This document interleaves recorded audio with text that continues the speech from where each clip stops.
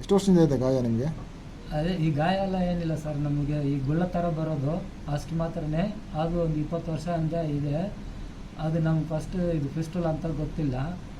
ಇವಾಗ ನಮಗೆ ಹೇಳಿದ್ರು ಒಂದು 4-5 ವರ್ಷಕ್ಕೆ ಮುಂಚೆ ಇದು ಫಿಸ್ಟುಲ, ಇದು ಆಪ್ರೇಷನ್ ಮಾಡಿದ್ರೆ ಸರಿ ಹೋಗುತ್ತಂತ ಹೇಳಿ, ಆಪ್ರೇಷನ್ ಆಯುರ್ವೇದಿಕಲ್ಲಿ ಮಾಡಿದ್ರೆ ನಿಮ್ಗೆ ಖರ್ಚು ಕಮ್ಮಿ ಆಗುತ್ತೆ ಮತ್ತು ನೋವಿರಲ್ಲ ಅಂತ ಹೇಳಿದ್ರು. ಅದಕ್ಕೋಸ್ಕರವಾಗಿ ಆಯುರ್ವೇದಿಕಲ್ಲಿ ನಾವು ಟ್ರೀಟ್ಮೆಂಟ್ ತೊಗೊಂಡಿದ್ವಿ.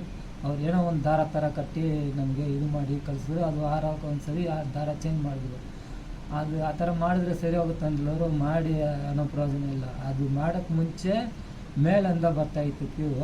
ಆಪ್ರೇಷನ್ ಮಾಡಿದ ಮೇಲೆ ಒಳಗೆ ಬಾತ್ರೂಮ್ ಹೋಗೋ ಜಾಗದಿಂದ ಬರ್ತಾಯಿತ್ತು ಕ್ಯೂ ನಮಗೆ. ಇವಾಗ ಹೆಂಗೆ ಅನ್ಸುತ್ತೆ?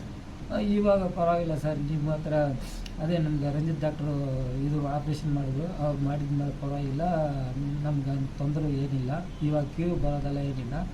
ಈಗ ಅದೇ ಸರಿ ಹೋಯ್ತು ಅಂತ ಹೇಳಿ ನಾವು ಒಂದು 250 ಅಪ್ ಆ್ಯಂಡ್ ಡೌನ್ ಕಿಲೋಮೀಟ್ರು